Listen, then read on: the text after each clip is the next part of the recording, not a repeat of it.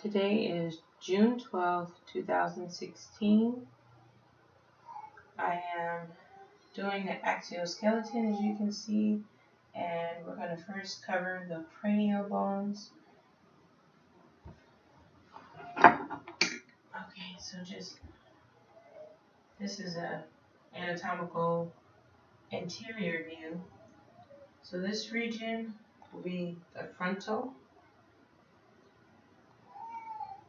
On either side, we're going to look from this view right here, and on this side, right and left side, will be the parietal.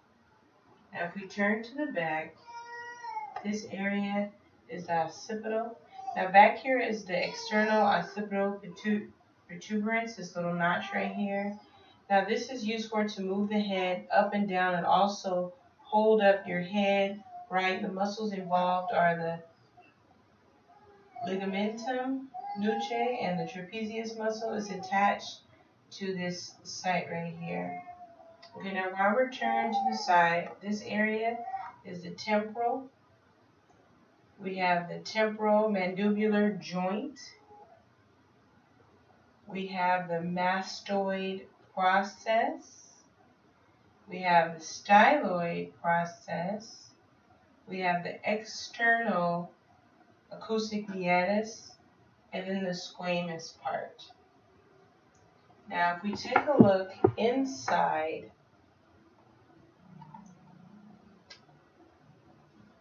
the petrous part of the temporal bone are housed within the temporal bone. Now, the temporal bone is on the outside, which is located here. So our view is we're looking, if I can turn this around, actually let's use something a little smaller so you can detect. Okay. This is the inside of the temporal bone. So it is a wedge in the base of the skull between the sphenoid and the occipital bones. So the sphenoid is this butterfly shape, as we can see here. This is your sphenoid, this butterfly shape right here. And back here is the occipital bone. Also, it forms the part of the endocranium. Now, the internal acoustic meatus, what passes through this opening, which is our ear canal. Now, this serves as a passage for the cranial nerves 7 and cranial nerves 8. Also, the labyrinthine artery.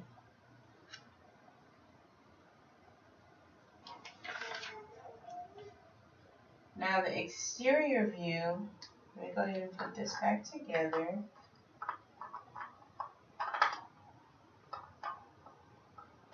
It's a little tricky. Oh. Okay, the superior orbital fissure, what passes through this opening? I'm sorry, actually, that's inside, which is this area. What passes through this opening will be the brain stem, like the spinal cord. It's also the cleft line between the lesser and greater wing of this sphenoid, which is in here. Then we have what is involved is the ocular motor nerve, which is 3, the trochlear nerve, which is 4, the lacrimal frontal and nasolateral, and the abducens nerve, which is 6. Now we do have, okay, so my way, there's a greater wing and a lesser wing.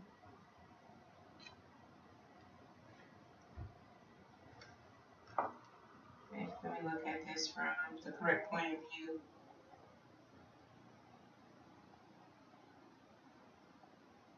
I think I might have that backwards. The greater wing and the lesser wing. Okay, then we have the optic canal, which is through the eye. And what passes through this opening? This transmits the optic nerve and the ophthalmic artery, the sympathetic nerve as well. Now the sella tertia, which structure sits in this fossa, which is this area here. Now what sits in there is the pituitary, sits in that structure. Now we have the crista galli in this area right here. It is the flax cerebra attaches anterior to the skull. The olfactory bulbs lie on either side, which would be on either side. Now we have the cribriform plate. What passes through these tiny holes? Let's see. We can see where those holes are. You can't really see them, but it's the olfactory bulb. Now, as far as the sutures, let me put this back together.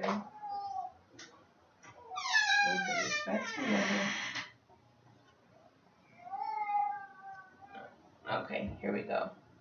So, the coronal suture, which runs along this way, is between the frontal and the two parietals. Okay? Now, the sagittal is the midline, and it's between both parietal bones. Now, the lambdoidal is in the back. That is between the occipital and the parietals. So this is the suture that runs across here. And then we have the squamous, which is on the side, and that is between the temporal and the parietal bone. Now, as far as the facial bones, we have, here's the maxilla and the alveolar process. The alveolar is the grooves that the teeth sit in. They're like little sockets. We have the nasal area, the zygomatic, which is in this area.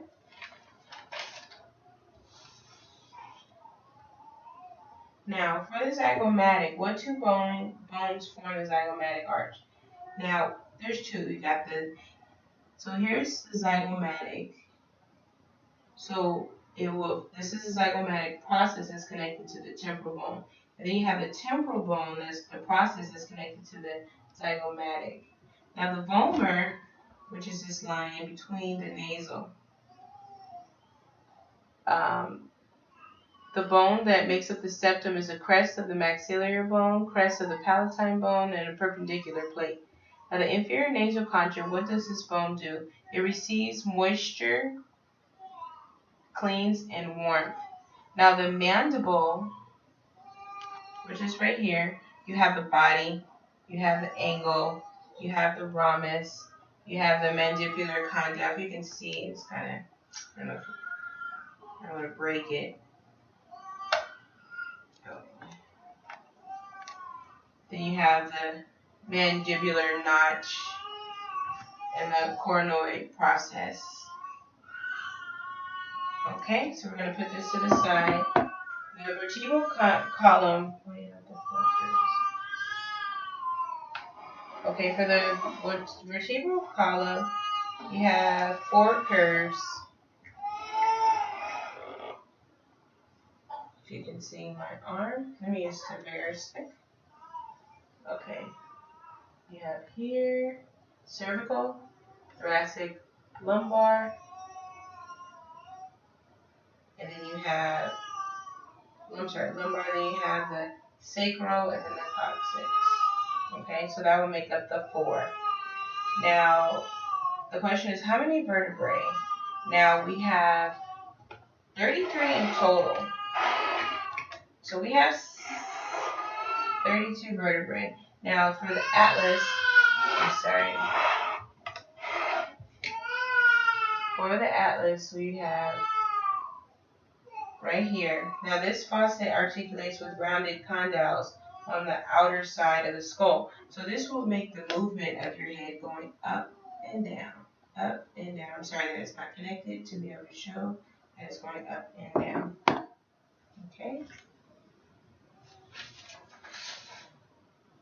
Now, what is so unique about the transverse process and all the cervical process? Well, you can barely see here, but the transverse process is a hole. It has a hole in it, and the thoracic and the lumbar. So this is the thoracic and the lumbar. Body is larger. Okay, it's kind of hard to detect, but it's larger down towards the thoracic and the lumbar because it has to support the weight. And also the spinous process is a lot more slender. You see it's a little pointy. It's kind of pointed downward. Cervical is kind of pointed outward. Now we have the spinosus process. That's what I talked about, the pointy area. Then the transverse process will be the outer area. The intervertebral foramen, that is the hole that is in the middle of these, which the spinal cord runs through, the nucleus pulsus. Then we have the body of the sternum. It's kind of, of the centrum. But the body is kind of inward, so you can't really detect it. Positions of the intervertebral disc in between. Now, as far as the lumbar, there are 5 lumbars. So let's count. Okay, so starting here, this will be the 5 for the lumbar. Now the sacrum begins down here, and there are 5 fused bones. And then we have the coccyx, which is another fusion of bones. And we're going to turn our skeleton anterior. Now this is the sternum. The sternum makes up 4 parts. We have the manubrium, the body, the xyloid process, and then the jugular notch, which is at the top. Now, as far as the ribs,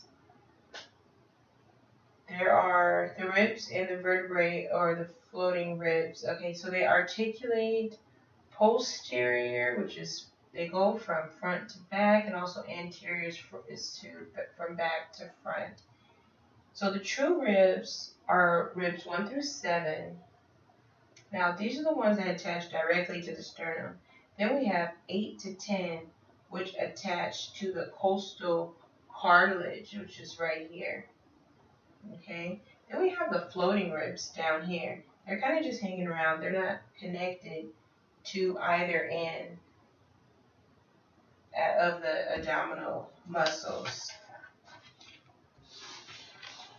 Okay, thank you, and that will conclude the axial skeleton.